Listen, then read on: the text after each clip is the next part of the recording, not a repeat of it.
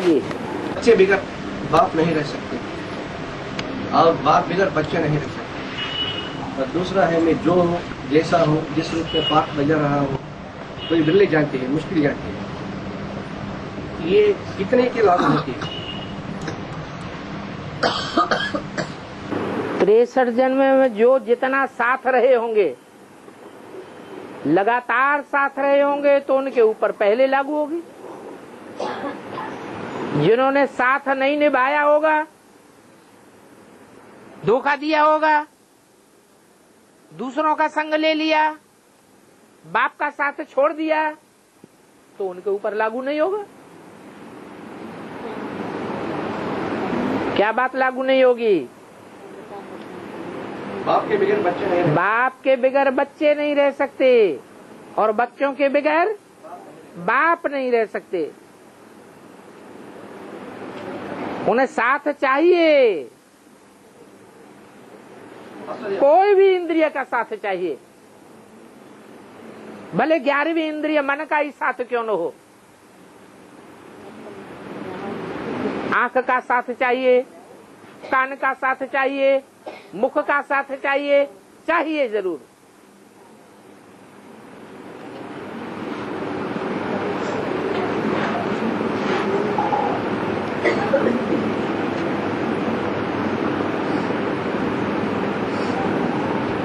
कोई घड़ी ऐसी न जावे जो साथ न हो। स्वप्न में भी रहें तो साथ ही बन करके रहें, नहीं तो सुसुप्ति हो। जैसे कि परमधाम में टाइम की याद नहीं रहती,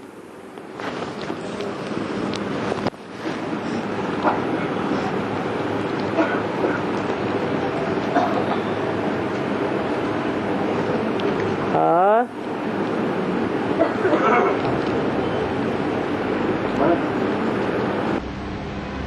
8 ही सजा से बसती है।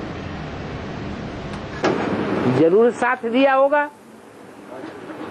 आदि से लेकर अंतिम जन्म तक।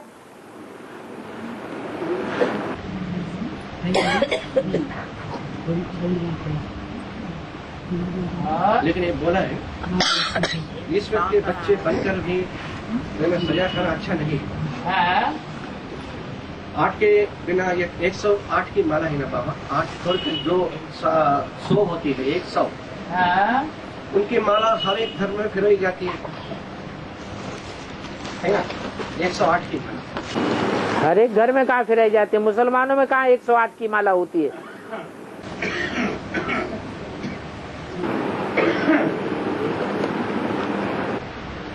एक 108 की माला को महिमा है ना।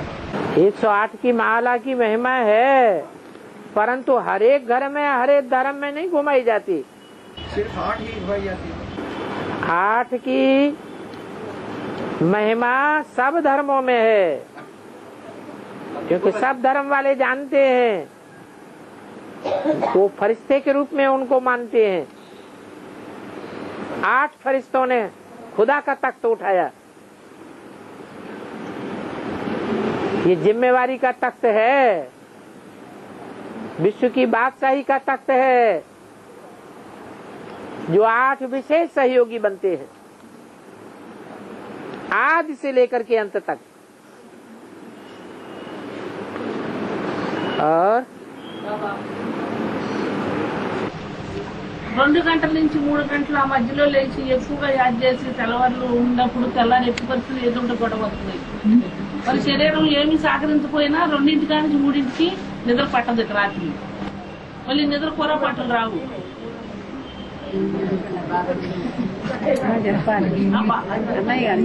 और बोलो कुछ लंबी कथा कहानियां करो।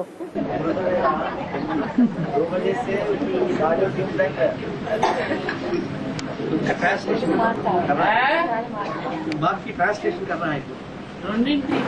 आप ही कर दो ट्रांसलेट। तो 2 बजे से उठकर 3 बजे को याद करते हैं ना। याद करते हुए अभी बहुत समस्या क्या बोले, बहुत समस्या आ रहा है। ऐसे बोल रहे हैं समस्या किनके सामने आएगी? शरीर शरीर भी तो सहयोग नहीं देती है। शरीर किनका सहयोग नहीं देगा? ऐसे तो नहीं, सबका शरीर सहयोग नहीं देता है, सबके संबंधी सहयोग नहीं देते हैं। हिसाब किताब होते हैं पूर्व जन्म, तो पूर्व जन्म के किए हुए कर्म किसके हैं? हमारा।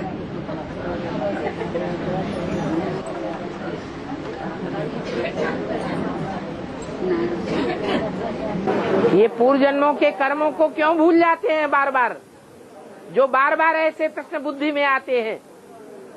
पापा मళ్ళీ తెల్లారి నేర్చుకోవడం లేదు, అంత పొద్దుకాయలు వేసిన మాట్లాడి చెప్పేదే పెద్దగా చెప్పండి అమ్మాయి। अरे की बात तो पूरी होने दो। हाँ, ఎంత పెద్దగా నిర్ణయం చేస్తే బాబాకి నాకు రాదు, బాబాది నాకు రాదు, నేనేం తెలుస్తాను? और फिर भी उसका क्या है कि बोलने जाते हैं, समझ में नहीं आ रहा। 2ంటికి లేస్తాను అనుకో, 3ంటికి లేస్తాను, అసలు నాకు టైం ఉంటుంది, లేకపోయినా కూడా లేపినట్టు ఉంటుంది నాకు, లేదుతాను, మళ్ళీ నిద్ర రాదు అస్సలు, తెల్లారి కూడా పొరపాటు రావు, నీరసం ఉండదు, యాజ్ ఎప్పుడు ఎక్కువ చేస్తావో ఏదో ఒకటి గొడవ, ఎవరు గొడవ పెట్టుకుంటే మన ఏదో పెట్టుకుంటాడు। जितना इसमें आप याद करने की कोशिश करते हैं उतना उन्हें झगड़ा आ रहा है। हाँ, जिन्होंने झगड़ा किया होगा उनके सामने झगड़ा ही आएगा, लेकिन ये बात वो बेचारे भूल जाते हैं कि हमने झगड़ा किया है, इसलिए बाप की सभा में भी कंप्लेंट करते हैं बार बार। చేస్తావు మా ఎప్పుడు ఎక్కువ వస్తుంది,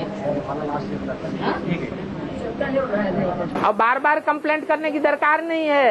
बाबा ने तो 84 जन्मों का हिसाब किताब बता दिया।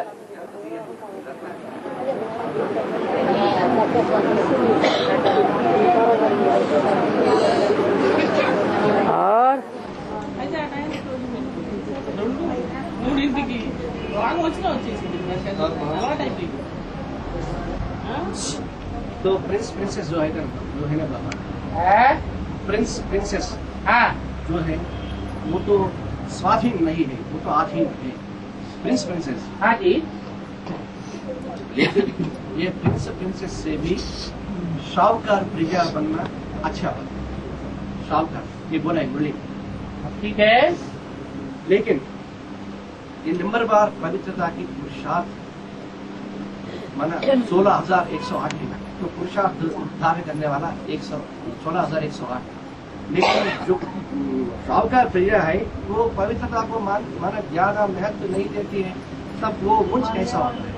क्योंकि ब्राह्मण जन्मों में पुरुषार्थ खास पुरुषार्थ पवित्रता है।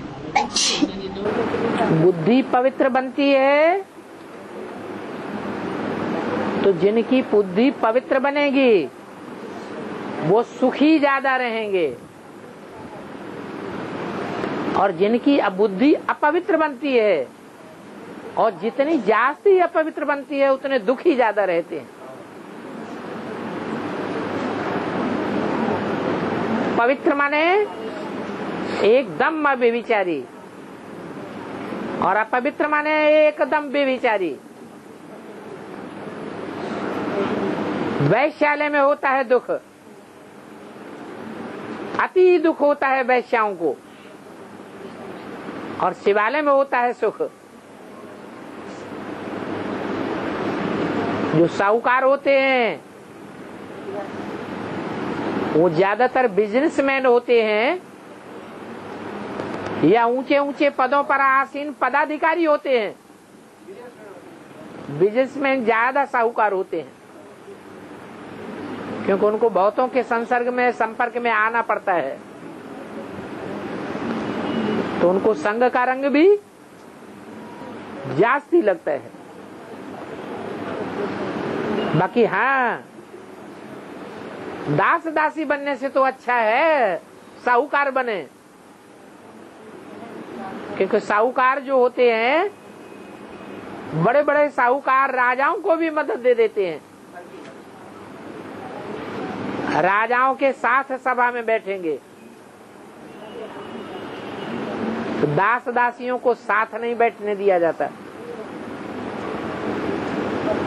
जरूर दास दासी वो बनते हैं जो व्यभिचार में आसक्त हो जाते हैं। एक बाप के महत्व को भूल करके औरों का संग करने लग पड़ते हैं।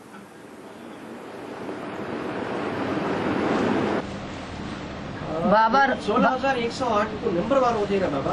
16,108 नंबरवार इसीलिए होते हैं कि वो श्रीमत पर पूरा नहीं चल पाते हैं, इसलिए नंबरवार हो जाते हैं। मतलब तो पहले नंबर होते वो अगर समर्पित हुए, बाप के परिवार में आए, तो उनके ऊपर ज्यादा जिम्मेवारी हो जाती है श्रीमत पर चलने की, और बाप की जिम्मेवारी हो जाती है उनको उच्च पद दिलाने की। जो सरेंडर नहीं हुए हैं उनकी जिम्मेवारी बाप की नहीं है, क्योंकि बाप ऊंचते ऊंचे है तो बाप के बच्चे भी ऊंचते ऊंचे पदाधिकारी होने चाहिए, जन्म जन्मांतर के राज परिवार के होने चाहिए। गलती करने से भी नीचे गिरते हैं। బాబా పెరిమింటు యోగానికి ధ్యానానికి పోతున్నారు, రోగాలు తగ్గుతాయని ఇది నిజమేనంటారా? అందరూ మరి రోగాలు తగ్గిపోతున్నాయి అని వెళ్తున్నారు కదా। जो पिरामिड ध्यान है ना बाबा, तो पिरामिड की ध्यान आया, पिरामिड की ध्यान, जो पिरामिड पिरामिड पिरामिड हाँ ध्यान है ना, हाँ जी, उसके पास कई लोग जा रहे हैं, इसी भाव से वो जान से ही जो बीमारी है वो खत्म हो जाएगी। हाँ, तो ये सही है नहीं? उससे ज्यादा तो डॉक्टरों के पास जाते हैं, उससे ज्यादा तो औलियों के पास जाते हैं, तांत्रिकों के पास जाते हैं। उससे क्या होता है? कोई स्वर्ग बन जाता है क्या? बीमारियां सदाकाल के लिए खत्म हो जाती हैं क्या? మరి మేము ఆళ్ళల్లో కూర్చొని వాళ్ళు యాద్ చేయొచ్చా లేదా? పిరమిడ్ లో కూర్చొని వాళ్ళతో పాటు మేము నిన్ను చేయొచ్చా యాదు? पिरामिड तो वो ध्यान जाने वाले लोग है ना बाबा, वो ध्यान करने के जाने वाले लोग है ना, उसके बीच में बैठ कर हम ये हमारी याद कर सकते हैं या नहीं है, पूछ रहे हैं। अरे बाबा ने कहा कहीं भी बैठ करके याद करो। పక్కనే కట్టారులే మా ఇంటి अच्छे अच्छे के साथ बैठ करके याद करेंगे तो संग का रंग अच्छे का लगेगा, लेकिन अगर खराब लोगों के साथ बैठ करके याद करेंगे और फिर भी याद के ऊपर कंट्रोल कर लेंगे तो आप पावरफुल आत्मा बन जाएंगे। మనోళ్ళందరూ చాలా మంది జారిపోయారు కదా, పిరమిడ్ యోగానికి రోగాలు తగ్గిపోతున్నాయి అని అటే వెళ్ళిపోతున్నారు కదా। कई लोग हमारे लोग है ना बाबा, हमारा परिवार उनसे प्रभावित होकर वो उससे जा रहा है। दुनिया कौन किससे प्रभावित होके कहाँ जा रही है? कोई कहाँ जा रहा है, कोई कहाँ जा रहा है। हमारी बुद्धि उनमें क्यों जाती है? हमारी भी बित बित लगी हुई है, ये कहाँ जा रहे हैं?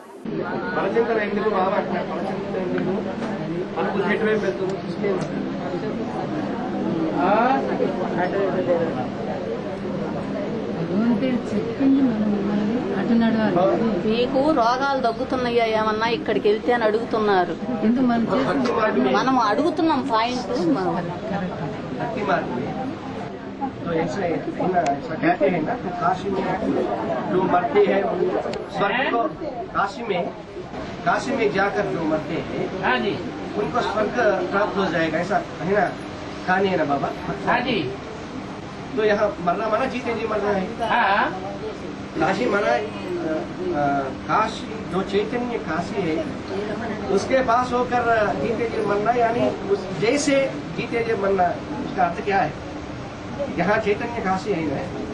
दूसरी नंबर एक होती है राहु की दशा, एक होती है बृहस्पति की दशा। राहु में तो भगवान नहीं आता है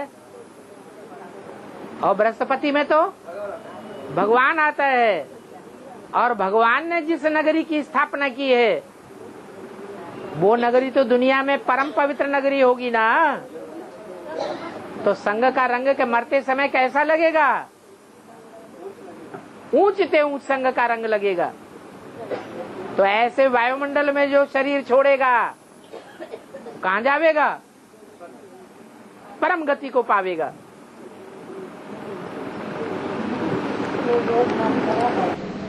माना तो चैतन्य काशी जहाँ है वो जानकर वहाँ जाकर सीधे जो मन है वो बुद्धि से जाओ। बुद्धि में अगर भव्यता भरी हुई है, बुद्धि में अगर मान सम्मान ऐसा श्रेष्ठ भरा हुआ है कि हम ऐसे संग के रंग में आवेंगे जहाँ फाउंडेशन पड़ रहा है नई दुनिया का, उससे ऊंची चीज और कोई होती ही नहीं। तो यहाँ बैठे बैठे भी हम काशी में हैं। बुद्धि में वो मान सम्मान बैठना चाहिए। और जो संगठन हैं और जो धर्मों के धर्म स्थापक हैं, उनका जो धर्मों का संगठन है उसमें बुद्धि की मान्यता उतनी न बैठी हो। और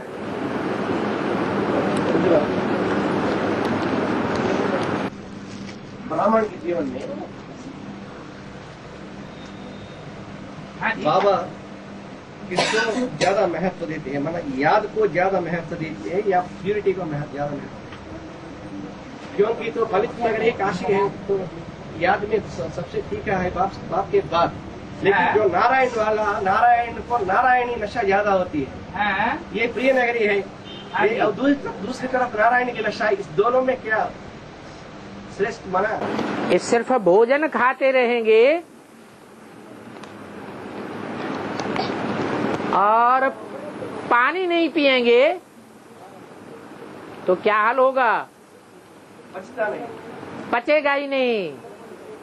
काशी नगरी तो काश्य शब्द से बनी हुई है। याद करके काश्य माने याद का तेज, लेकिन हमारा प्रवृत्ति मार्ग है, याद भी चाहिए और ज्ञान भी चाहिए। काशी नगरी रुद्रमाला की मुख्य है या विजयमाला की मुख्य है? तो फिर जब रुद्रमाला की मुख्य है तो पुरुष है या स्त्री है स्वभाव संस्कार से? तो जो भी पुरुष होते हैं वो सब दुर्योधन दुशासन होते हैं। जबरियन कब्जा करने की प्रवृत्ति होती है, वो नहीं होना चाहिए। इसलिए नारायणी का नशा चाहिए। वो कभी किसी पर कब्जा नहीं करना चाहती, राजाई नहीं करना चाहती। मिलती है राजाई भगवान से, लेकिन राजाई करती है या राजाई देती है? कौन? लक्ष्मी? हाँ, लक्ष्मी राजाई देती है ना, करती नहीं। लक्ष्मी अकेली नहीं है, लक्ष्मी नारायण, लक्ष्मी के साथ महालक्ष्मी भी जुड़ी हुई है। तो जो महालक्ष्मी है वो जगदम्बा है, वो राजाई देने वाली है, बच्चों को देती है। लेकिन बाप की उतनी सहयोगी नहीं है जितनी लक्ष्मी सहयोगी बनती है। बाप की सहयोगी वही बन सकती है जिसमें प्योरिटी की पावर जास्ती होगी।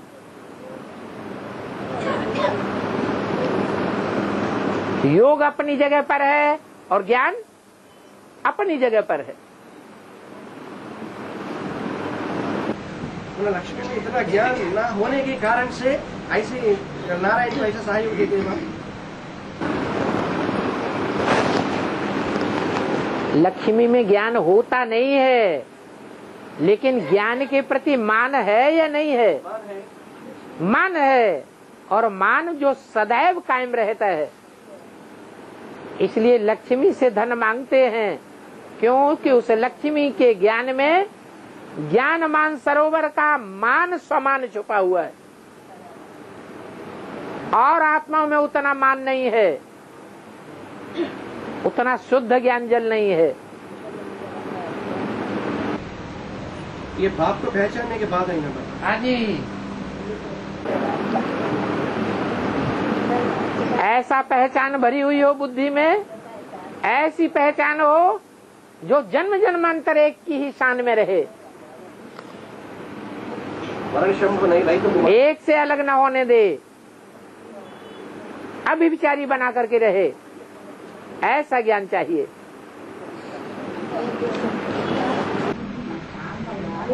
लेकिन अष्टदेव में भी बाबा दूसरे नंबर तो अंत तक साथ रहेगा ना, तो बाबा के साथ ही देता है। हाँ जी,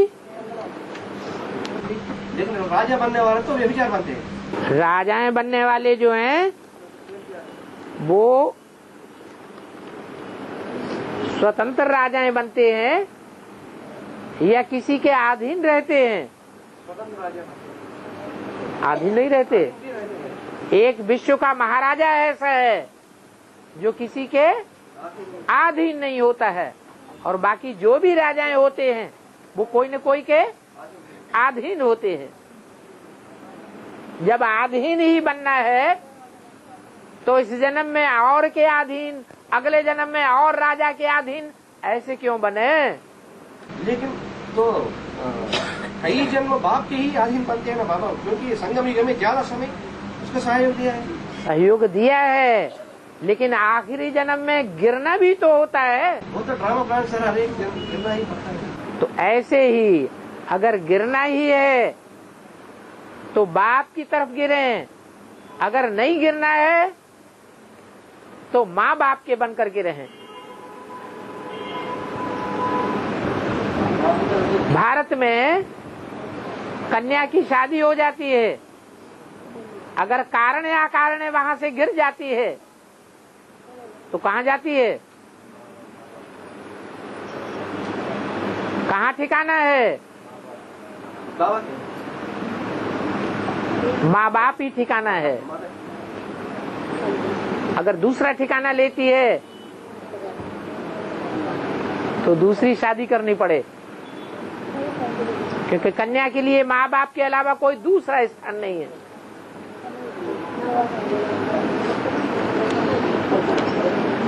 और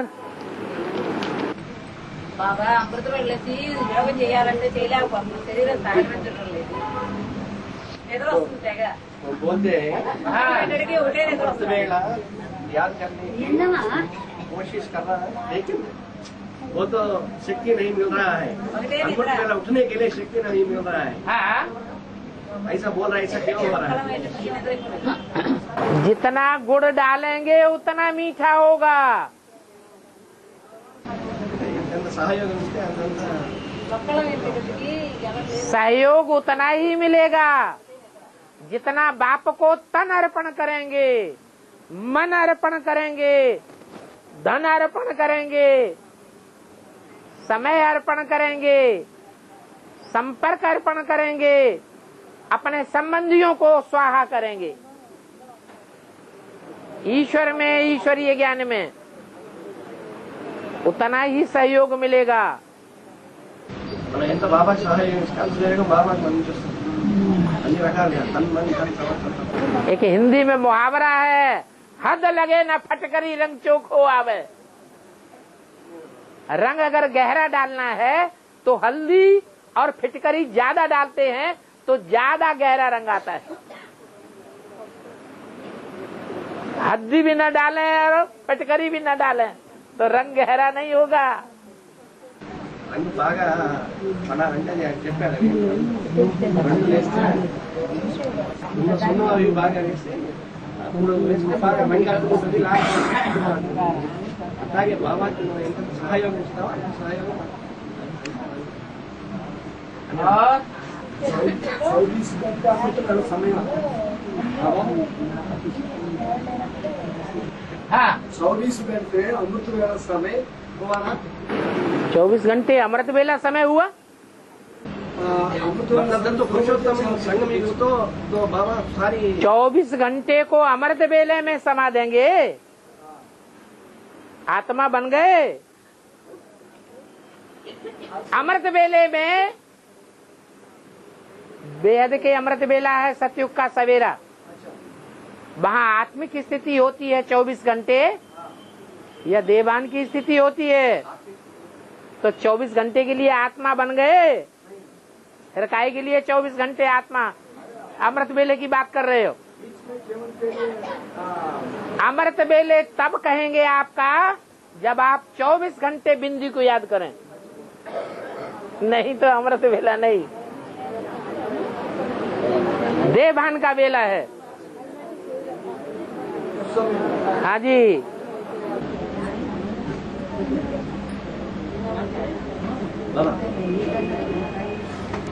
राम को आदि में फेल हुआ, राम को आदि में फेल हुआ, राम हाँ जी, राम तो आदि में फेल हुआ। जो आदि में होती है वो अंत में होता है, वो नियम है, ये फैक्ट है। फैक्ट है। तो राम की बारे में जब अंत में तो फेल होना का मतलब वो राधा कृष्ण को मन ब्रह्मा सरस्वती को जन्म देने के लिए वाइब्रेशन द्वारा गिरना है ना, है वाइब्रेशन हाँ। वाइब्रेशन द्वारा तो गिरना है। नहीं, शुरुआत में ज्ञान नहीं था इसलिए गिर गए। है, लेकिन तो अंत में फेल आदि से अंत होता है ना। हाँ जी, जो आदि से होता है वो अंत में होती है। हाँ माना उसका अंत में फेल होना, माना मैं ये समझ रहा हूँ वो वाइब्रेशन से, क्योंकि प्रक्रिया सृष्टि प्रक्रिया तो नीचे नीचे गिरते हैं ना, एक वाइब्रेशन द्वारा और दूसरे है नयनों द्वारा, तीसरे है बाहु द्वारा, ऐसे ऐसे गिरते हैं ना प्रक्रिया भगवान। हाँ जी, तो इसी हिसाब से तो नीचे गिरना माना तो वाइब्रेशन से राम जन्म देता है ना, तो राधा कृष्ण संगम युग में बच्चे माँ बाप के ऊपर जीत पाते हैं तो बच्चे बनते हैं, जीत पाई है तब बच्चे बने हैं। तो यज्ञ के आदि में ही शूटिंग हो गई, वो स्थायी रहे। ब्रह्मा सरस्वती और राम सीता फेल हो गए, इसलिए उन्होंने जीत पाई तो बच्चे बन गए। जो माँ बाप होते हैं वो दास दासी बन जाते हैं बच्चों के, क्योंकि बच्चों ने पूर्व जन्म में जीत पाई है। और संगम के जो आदि में होगा सो अंत में भी होगा। आदि में सूक्ष्म रूप था और अंत में स्थूल रूप हो जाता है बच्चों का। बाप जो है ना, राम बाप की अंत में माना आदि में फेल हुआ तो अंत में जरूर होना है, तो नियम अनुसार किस रूप में वो फेल होता है अंत में? सूक्ष्म रूप में फेल होना अच्छा या स्थूल रूप में फेल होना अच्छा? स्थूल रूप में होना चाहिए। सूक्ष्म रूप में फेल होना तो वो तो जितना जितना सूक्ष्म होते हैं उतना उतना पावर होती है ना, पावरफुल होती है। हाँ जी, यहाँ संगम युग में है हमारी चढ़ती कला, और वहाँ होती है 5000 साल उतरती कला। परमधाम से नीचे उतरे, चढ़ेंगे नहीं, फिर क्या होगा? उतरते ही चले जाएंगे, उतरते ही चले जाएंगे। और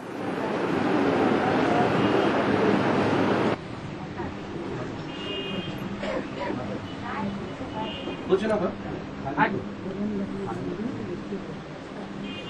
सदा कायम तो शिव बाबा है। इस दुनिया में कोई सदा कायम की चीज नहीं है, सदा कायम तो शिव बाबा है। लेकिन शिव बाबा को साकार और निराकार को मेल को शिव बाबा था। वो साकार और निराकार की मेल सिर्फ थोड़ा समय के लिए है, ज्यादा से ज्यादा संगम को 100 साल बताया बाबा ने।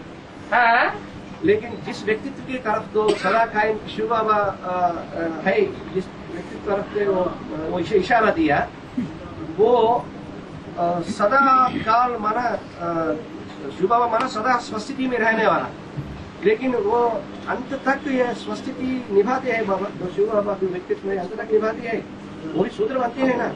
जब कलियुग आते हैं, पहले ब्राह्मण, पहले देवता, क्षत्रिय, वैश्य और शूद्र। तो इसलिए तो जिस व्यक्तित्व तरफ में वो इशारा दिया उनको शिव बाबा कहना सही है क्या? सदा कायम शिव बाबा ही। औरों के मुकाबले 500-700 करोड़ के मुकाबले स्वस्थिति सबसे जास्ती किसमें स्थायी रहती है? जो मुकर्तन में प्रवेश करते हैं सुप्रीम सोल, इसमें है। जो मुकर्तन में जो सुप्रीम सोल प्रवेश करते हैं उसमें होती है, इसीलिए सदा कायम है। लेकिन जो तो सदा स्वस्थिति में रहना वाला है ना बाबा। औरों के मुकाबले ज्यादा से जास्ती कंपैरिजन में, तो कंपैरिजन में ही शिव बाबा है एवर प्योर। और आत्माओं के मुकाबले जैसे प्रजापिता में कहेंगे कि बैटरी की पावर भरने की ज्यादा है,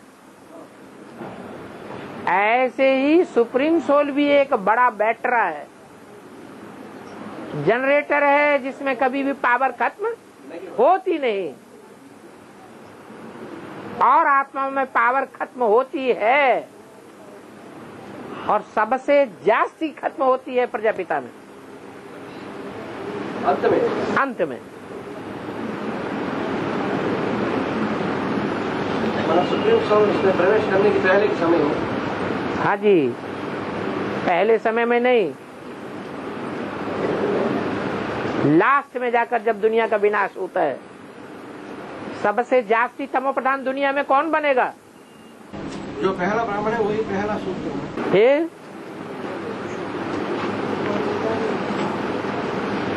ज्यादा तमो प्रधान बनेगा तो ज्यादा विनाश करेगा, थोड़ा तमो प्रधान होगा तो थोड़ा विनाश करेगा। विनाश के लिए शंकर को निमित्त किया है। हाँ जी,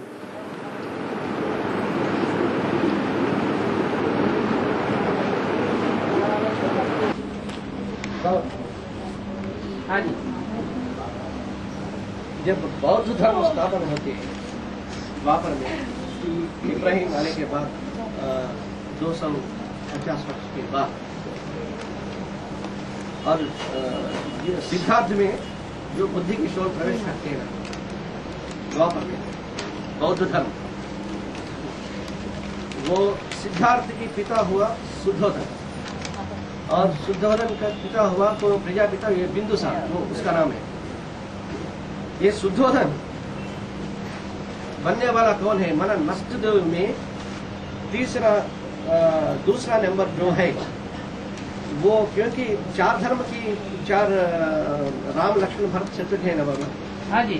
तो वो दूसरे नंबर नष्टदेव में जो दूसरे नंबर है वो पिता बनती है, या बौद्ध धर्म में जो 12 बीज रूप है उसमें जो पहला नंबर पिता बनती है, कौन बनती है? शुद्धोधन, सिद्धार्थ के पिता, क्योंकि ये चार धर्म के बीज है ना, राम लक्ष्मण भरत शत्रुघ्न। सिद्धार्थ है नारायणी आत्मा, आधार मूर्त, जड़ों पर बैठी हुई आत्मा, वो तो उसमें बुद्धि प्रवेश करती है। सिद्धार्थ, और जड़ को जन्म देने वाला है बीज। वो बीज कौन? ये नष्टदेव में जो अनेक प्रकार के बीज हैं, उनमें से एक बीज है जो उसको जन्म देता है, और वो मुख्य बीज है। मतलब 12 ग्रुप में पहला नारायण वाली जो आत्मा महात्मा बुद्ध का जन्म देने वाला, वो महात्मा बुद्ध जिसमें प्रवेश करते हैं, वो नारायणी वाली आत्मा को जन्म देने वाला है बीज। हाँ जी। वो कौन बनती है? बुद्ध धर्म की बीज, माना ज्ञान के अनुसार राम बाप है सनातन देव देव का धर्म, और भरत है इस्लाम, और लक्ष्मण है बौद्ध, शत्रुघ्न है कृष्ण। ये चार धर्म मुख्य है ना, चार मुख्य बीज हैं जिनको भरत लक्ष्मण शत्रुघ्न कहा गया है। माना तो लक्ष्मण आत्मा जो है वो उसका पिता बनते हैं ना। हाँ जी, हाँ जी, हाँ जी, हाँ जी। आधार मूर्त का भी पिता है।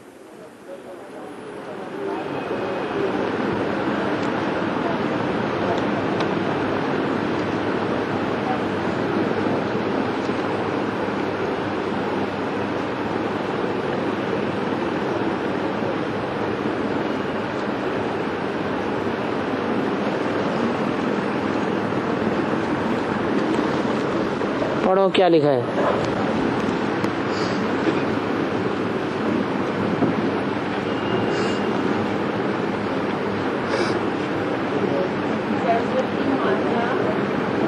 पढ़ के समझ करके जवाब दो, बिना समझे नहीं। इंचार्ज को दे दो।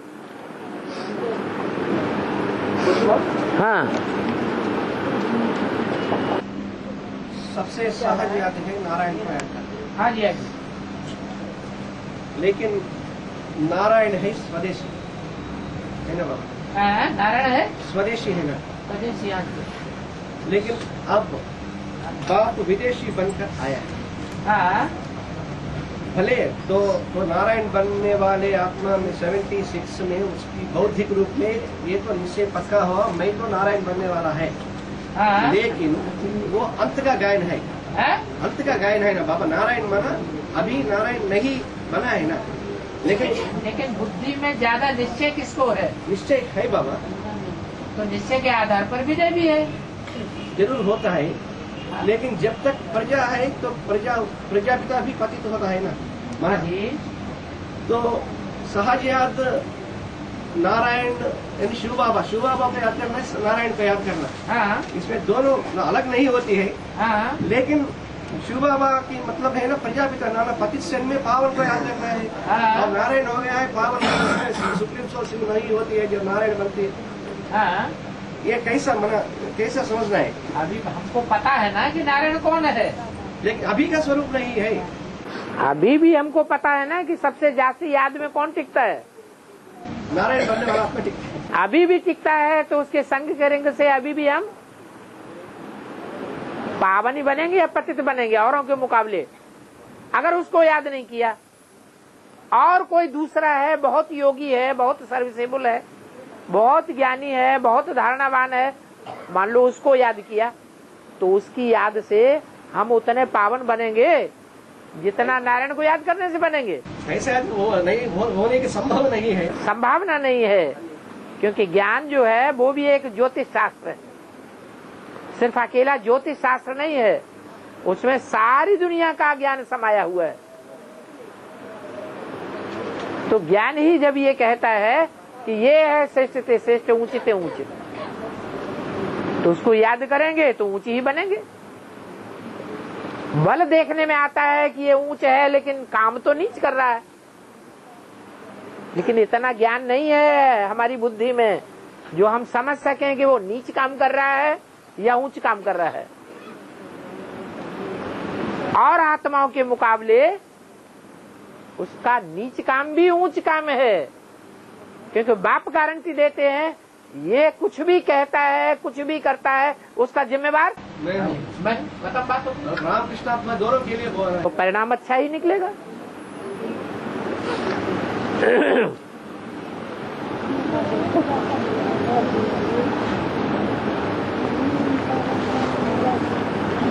हाँ। माता जी कह रही है तो घर में गीता पाठशाला चलता है। हाँ। उनका पति पहले चलता था, अभी नहीं चल रहा है। घर में गीता पाठशाला चलता है, पहले चलता था, अब नहीं चलता। ऐसे संगठन चल रहा है। हाँ। वो कह रहे माता जी वो पति नहीं चल रहा है। पति नहीं चल रही है। पति नहीं चल रहे माने क्या? ज्ञान में नहीं चल रहे। ज्ञान में नहीं चल रहे, इनको भी मना कर रही है। मना कर रहे, क्लास में नहीं आते। क्लास में घर में ही होता है, इनके घर में ही होता है। क्लास में आने वालों को मना कर रहे, इनको भी मना कर रहे।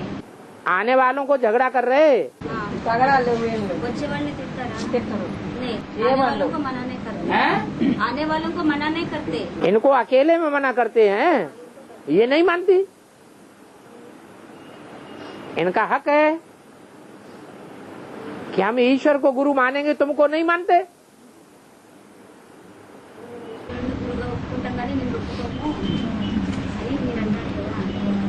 ये सब आने वालों को मना नहीं करे, आने दे। ऐसे बाबा का मतलब ये सबको आने दे।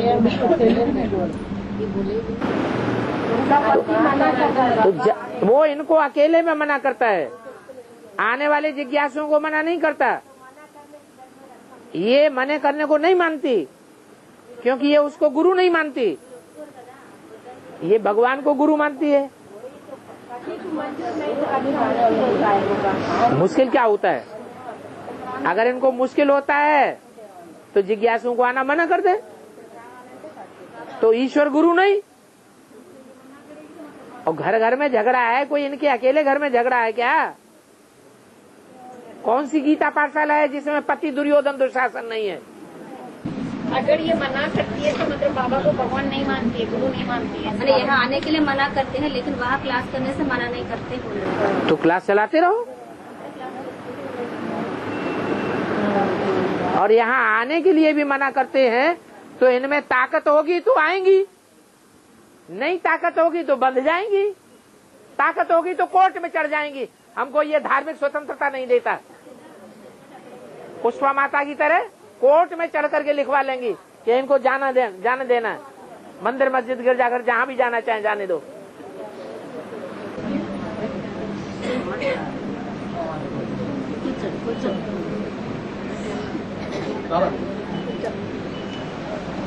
ब्रह्मा से ब्राह्मण बने, विष्णु और वैष्णव, विष्णु वैष्णव, हाँ जी, शिव सेव एक मात्रा बढ़ गया। हाँ। ऐसा भारत और भारत इसमें कोई नहीं बाबा। हाँ जी, कैसा बाबा? भारत माने भरण पोषण करने वाला। इस्लामी जो पहला इस्लामी धर्म की जो बीज है, द्वापर युग से लेकर के कलयुग के अंत तक दुनिया में सबसे जास्ती राजाई कौन से धर्म ने की? इस्लामी। तो वो विश्व का भरण पोषण करने वाले हो गए। मतलब बाप को भी, भारत को भी उसके ऊपर कंट्रोल नहीं किया।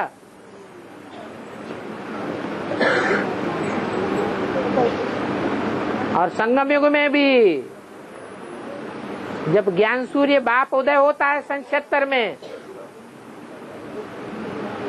तो इस्लाम धर्म की बीज रूप आत्मा ही सबसे जास्ती उस विश्व पिता का भरण पोषण करती है, मदद देती है। उतना और दूसरी आत्माएं मदद नहीं देती, उतना भरण पोषण नहीं कर पाती। इसलिए उसी को लकबा मिलता है भरण पोषण का। भरत माने भरण पोषण करने वाला विष्णु। तो द्वापर कलयुग में विष्णु कौन हो गया? वो हो गई आत्मा। वो द्वापर कलयुग का विश्व भरत है, सतयुग त्रेता का भरत नहीं है। जो सतयुग त्रेता में है वो ही फिर द्वापर कलयुग में आके भरत बन जाता है। कैसे?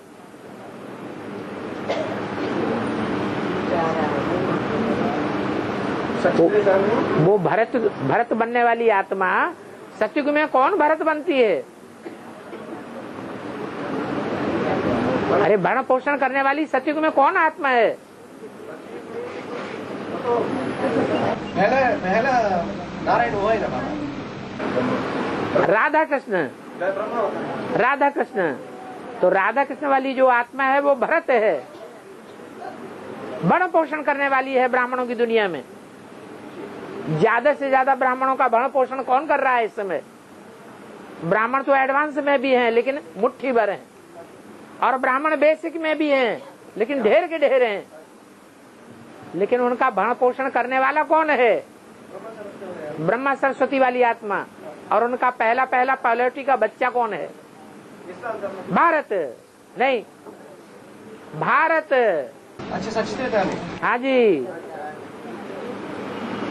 सतयुग त्रेता में नहीं, संगम में, स्वर्णिम संगम युग में। अच्छा, हाँ जी, ज्ञान का भी भरण पोषण वही करता है सबसे जास्ती, जिसे सनत कुमार नाम दिया गया। सनातन धर्म की स्थापना के निमित्त भी वही बनता है, जिसे भारत कहा गया। वही विश्व का भरण पोषण करने वाला है। विश्व भरण पोषण कर जो ही इसका बच्चा है, भरत का बच्चा है। और झाड़ के चित्र में भी माना तो इब्राहिम की सोल तो भारत की और तो उसका मुख किए हुए बैठी है। कारण यही है बाबा। हाँ जी, सन्मुख है, विमुख नहीं है अंदर से।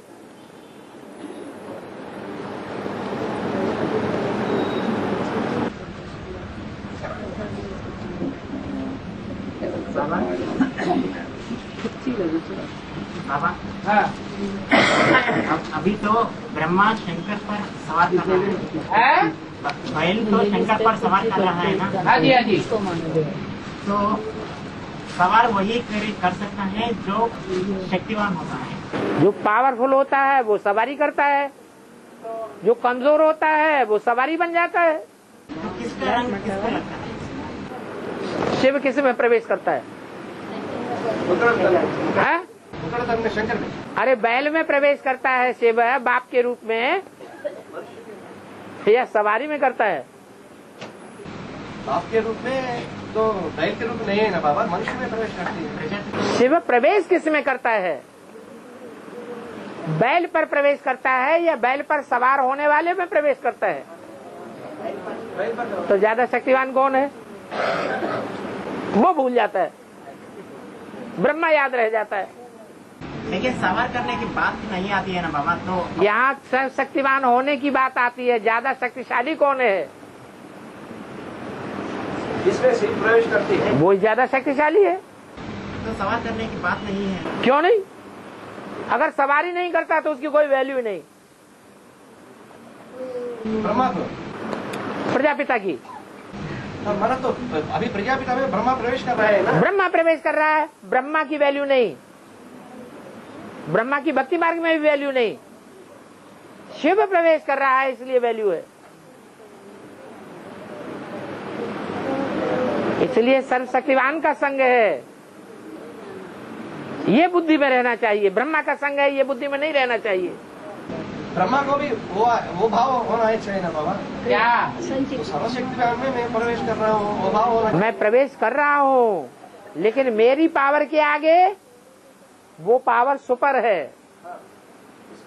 जिसमें मैं प्रवेश कर रहा हूँ, बैल जिसमें अभी प्रवेश कर रहा है और जिसमें वो और बैठा हुआ है, बाप सुप्रीम सोल, उसके सामने मेरी नहीं चलती है। सिर्फ एक बात में चलती है, भिखारी बनाने की बात में। उसकी मन बुद्धि को कंट्रोल करने वाला शिव है या ब्रह्मा है? शिव है। और शरीर को कंट्रोल करने वाला? प्रजापिता के शरीर को कंट्रोल करने वाला कौन है? ब्रह्मा है। और मन बुद्धि को कंट्रोल करने वाला कौन है? शिव है। जब मन बुद्धि पावरफुल बन जाएगी तो ब्रह्मा कुछ नहीं कर पाएगा। ये समय अभी तक नहीं आया। हाँ जी, वो मन रूपी घोड़ा कहा जाता है। हाँ जी, घोड़ा कहो, बैल कहो, बात एक ही है। और बाबा, हाँ, नारायण माने तो संपन्न स्टेज का है ना। नारायण माने, नार माने जल, आयन माने घर।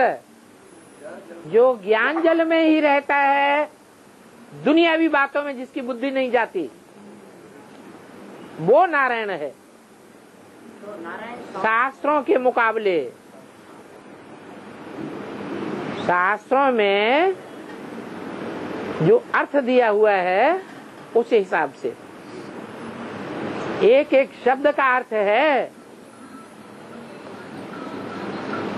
और नारायण को सांपों की शैया पर लेटा हुआ दिखाता है, आराम से रहता है।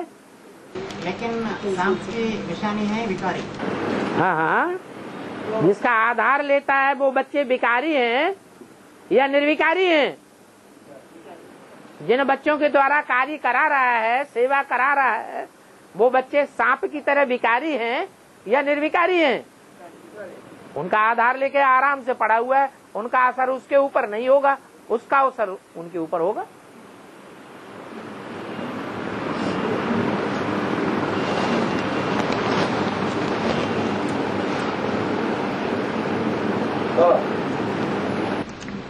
ये 10 इंद्रिया 10 धर्मों की, 10 धर्मों से कनेक्ट है ना बाबा।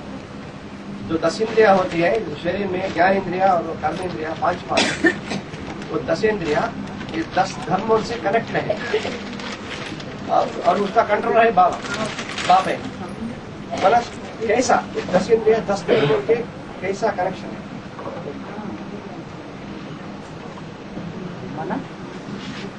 एक मुरली में बोला है 10 इंद्रिया 10 धर्मों से कनेक्टेड है। हाँ, करो कनेक्ट, कैसा कनेक्ट करो।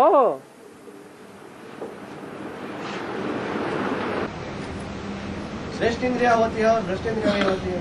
और मन नहीं होता है। मन होती है तो मन तो चलाने वाले हैं। जगाने वाला है। जैसे 10 धर्म पिताएं हैं और 10 इंद्रियां बता दी, 10 इंद्रियां बता दी, 10 धर्म बता दिए, तो धर्म पिताएं कितने हैं? 10 हैं, 11 हैं? धर्म पिता 10 है ना बाबा। जो मन बुद्धि रूपी इंद्रियों को कंट्रोल करने वाला है वो कहाँ चला गया? वो तो 12 इंद्रिया तो मन है ना। 12 कहाँ से आ गए? 11 इंद्रिया हो। हाँ, 11 इंद्रियां हैं। 11 इंद्रियों में सबसे जास्ती पावरफुल मन बुद्धि है। तो जो मन बुद्धि है वो तो स्वयं बुद्धिमानों की बुद्धि परमात्मा है, वो ही सनातन धर्म स्थापन करता है, उसका कनेक्शन है उससे। ये सनातन धर्म 10 धर्मों में भाग है ना, पार्ट है ना? है पार्ट, लेकिन उसको कंट्रोलर कौन है? कंट्रोल तो बाप है ना। बाप है कंट्रोलर। इसलिए मन बुद्धि जो है वो बहुत प्रधान है 10 इंद्रियों के बीच में। सतयुग के आदि से होता है सनातन धर्म। सतयुग के आदि में पहले नारायण का वास है जो 8 जन्मों तक चलता है, जिसका राज्य। और संगम में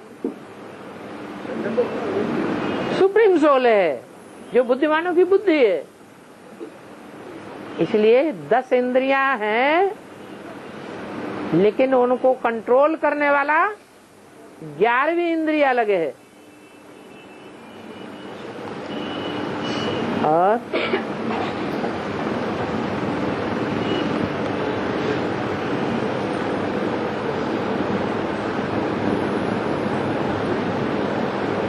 अभी जो यज्ञ के खाना को महत्व नहीं देते हैं, यज्ञ के भोजन को ठुकराते हैं, फेंक देते हैं, नखरे नशीन बन जाते हैं, उनकी क्या शूटिंग हो रही है? तो सीधी सी समझने की बात है, यज्ञ का भोजन है ब्रह्मा भोजन, और ब्रह्मा का डायरेक्ट कनेक्शन है बाप के साथ।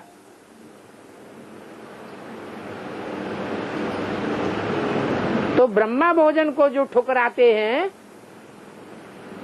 उनका 63 जन्मों में क्या हाल होगा? जंगलों जंगलों में भटकते रहेंगे भोजन की तलाश में।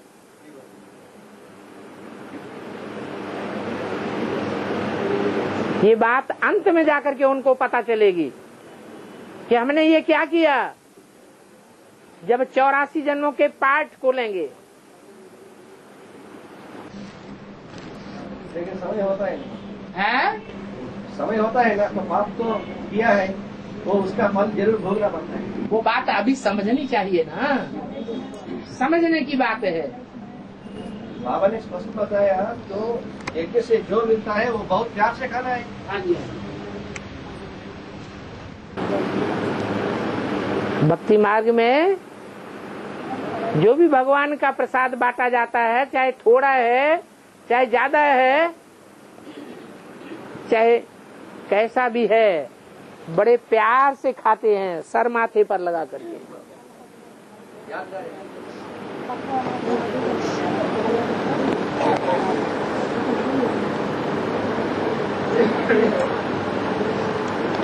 बाबा है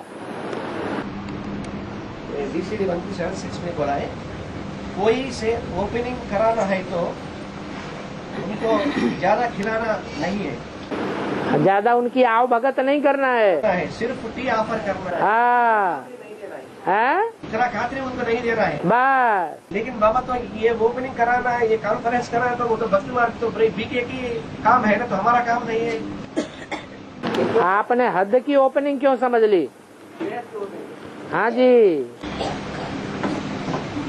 माना स्वर्ग स्थापना के बारे में है ना, जो स्वर्ग स्थापना के बारे में जो नई दुनिया है उसकी ओपनिंग कौन करेगा? है के द्वारा बाबा करेंगे ना। तो फिर बाप की तुम क्या खातिरी करेंगे?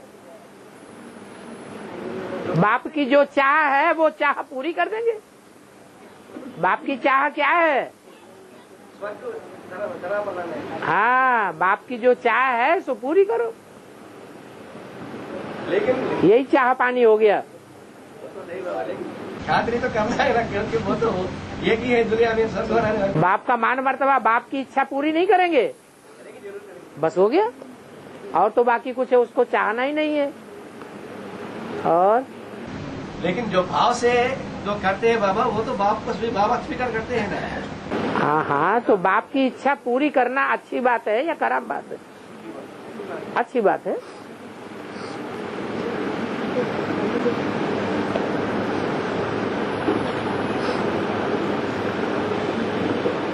शंकर का जटाजूट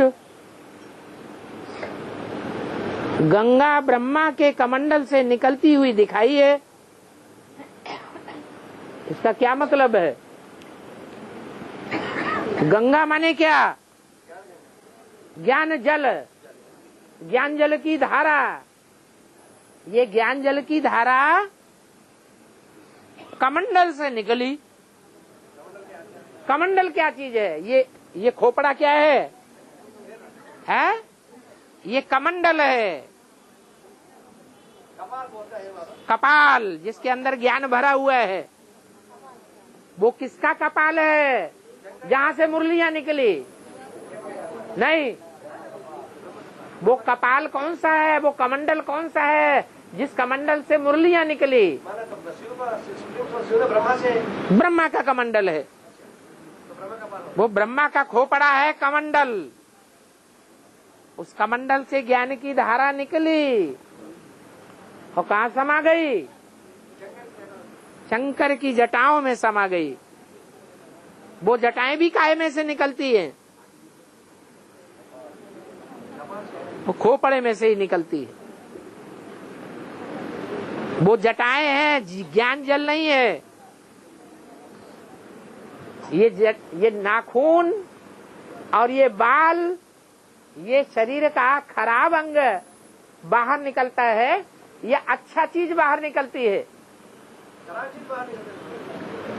ये जटाएं, ये बाल और ये नाखून, ये शरीर के अंदर से अच्छी चीज बाहर आती है या बेकार चीज बाहर आती है? बेकार चीज है। जैसे शास्त्र बिल्कुल बेकार हैं, कोई काम के नहीं, ऐसे ये नाखून और बाल बेकार हैं। ये शंकर की जटाएं माने भक्ति मार्ग। क्या? शंकर की जटाएं माने भक्ति मार्ग। जो बड़े बड़े साधु सन्यासी होते हैं, पुराने पुराणखंडी, उनकी जटाएं दिखाई होती हैं बहुत उलझी हुई। उलझी हुई जटाएं माने उलझा हुआ ज्ञान।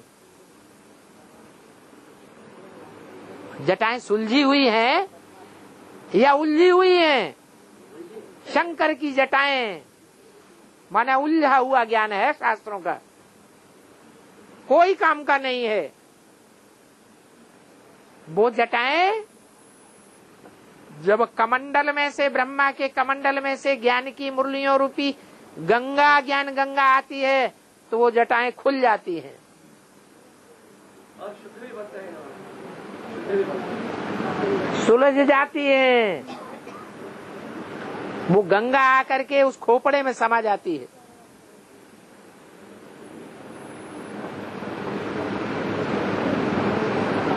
फिर दोबारा भागीरथ को तपस्या करनी पड़ती है।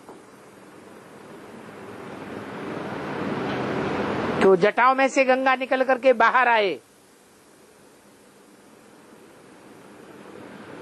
तो पुरखों का उद्धार हो जाए।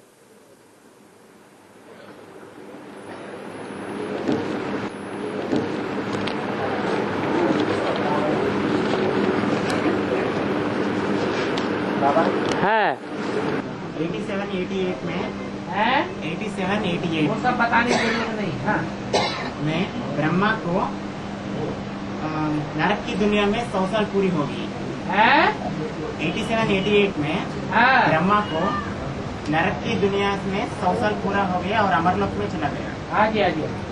तो अमर माना निश्चय हो जाना, हाँ महाराज जी, मरने वाला नहीं। तो निश्चय माना ब्रह्मा कौन, विष्णु कौन और शंकर कौन। तो अभी तो उसका निश्चय नहीं हुआ ना, ब्रह्मा कौन। ब्रह्मा को अभी तक निश्चय नहीं हुआ। तो ब्रह्मा कौन और विष्णु कौन और शंकर कौन। निश्चय हो जाना माने जन्म में आ जाना, और मृत्यु हो जाना माना अनिश्चय में होना, अनिश्चय वाला। खलास हो जाना।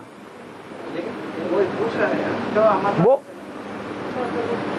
वो पीपल के पत्ते पर ज्ञान गर्भ में तो आया,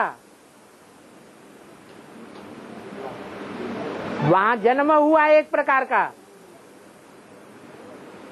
लेकिन 98 में क्या हुआ, अज्ञानता की जेल में गया या बाहर आ गया।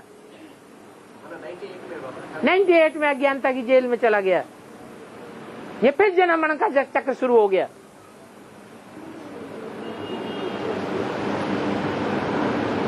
और सबसे जास्ती जन्म मरण के चक्र में कौन आता है, ब्रह्मा की सोल आती है।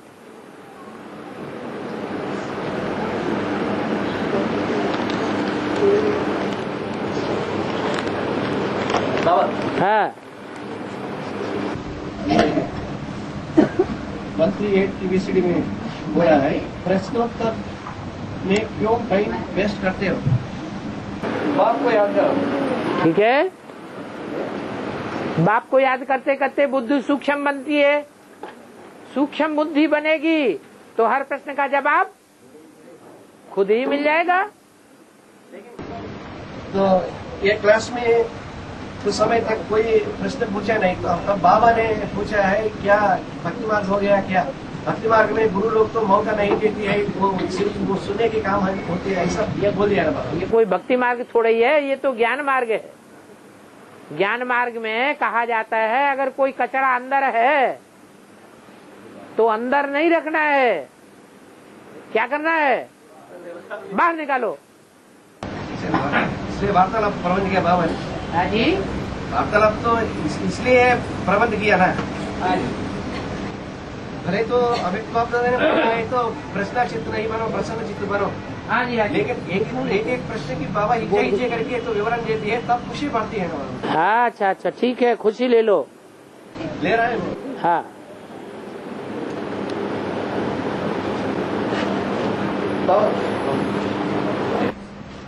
बाप है आदि सनातना देवी देवता धर्म की बीज। हाँ, सूर्यवंश और चंद्रवंश, हाँ, सनातन देवी देवता धर्म। लेकिन रुद्र एक तरफ रुद्रमाला के हेड को जगदम्बा को निमित्त किया, रुद्रमाला के हेड नहीं। और जगदम्बा का मुखिया कौन है? अरे जगदम्बा विधवा है कि सधवा है? तो बाप तो मतलब माता इनको आगे रखे हैं ना बाबा। रखते हैं, आगे रखने का ये मतलब नहीं है कि सर के ऊपर चढ़ के बैठ जाए।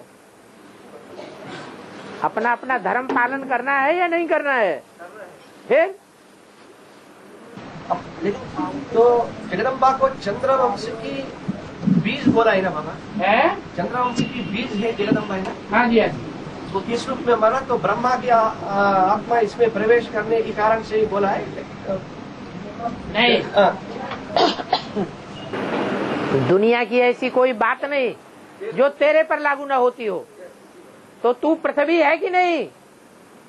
पृथ्वी, बाप पृथ्वी है ना, तेरे पर माना बाप की तरफ इशारा है ना। दुनिया की कोई ऐसी चीज नहीं जो तेरे पर लागू न होती हो। मतलब बाप की तरफ। तो बाप पृथ्वी है कि नहीं है? जब पृथ्वी है तो 5 तत्वों का आगार भी हो गया। 5 तत्वों का आगार है तो बाप प्रकृति का आधार लेता है या नहीं लेता है? तो प्रजापिता का आधार लिया तो पृथ्वी हो गया। फिर उससे पैदा कौन हुआ? पहले जगदम्बा पहले पैदा हुई तो चंद्रमा हो गई।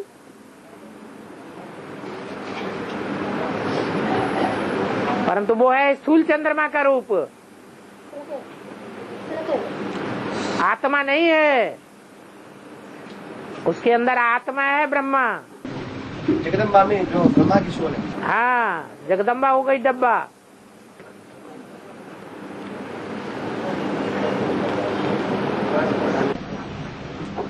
बाबा हाँ जी, ब्रह्मा द्वारा स्थापना होती है, तो ब्रह्मा ज्यादा लेकर नहीं है ना, शरीर छोड़ दिया, तो अब जगदम्बा को ब्रह्मा कहते, बड़ी माँ।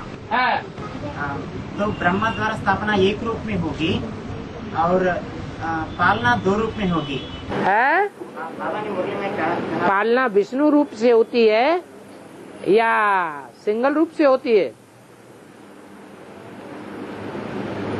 पालना का रूप कंबाइंड है या पालना सन्यासियों से होती है? तो ब्रह्मा तो सन्यासी है, उसकी प्रवृत्ति तो है ही नहीं। स्थापना एक रूप में होगी। स्थापना भी स्थापना ऐसा कह दिया कि ब्रह्मा द्वारा स्थापना एक रूप में होगी हाँ जी, और पालना दो रूप में होगी। जगदम्बा कहे तो जगत पिता भी होता है ना, इसलिए दो रूप में पालना होगी। बिल्कुल। तो स्थापना तो एक रूप में होगी। एक रूप माना क्या उसका? एक रूप का मतलब ये है कि जो सहन शक्ति वाली आत्मा है वही प्रवेश करके स्थापना करती है। कौन है सहन शक्ति वाली आत्मा? कौन है जगदम्बा में? ब्रह्मा। वो स्थापना करती है, ब्राह्मण धर्म को थमाती है, वृद्धि कराती है। तो पालना में फिर एक से पालना नहीं होगी, पालना के लिए बाप भी चाहिए। तो दोनों के संस्कार जब माँ बाप दोनों के मिलते हैं तो विष्णु बन जाता है, तब पालना होती है। स्थापना के लिए भी दो चाहिए ना बाबा? नहीं, स्थापना के लिए दो नहीं चाहिए। बीज पड़ गया माने स्थापना शुरू हो गई। तो बीज के लिए पुरुष होना चाहिए ना? वो तो हो गया पहले ही, यज्ञ के आदि से ही बीज पड़ा हुआ है।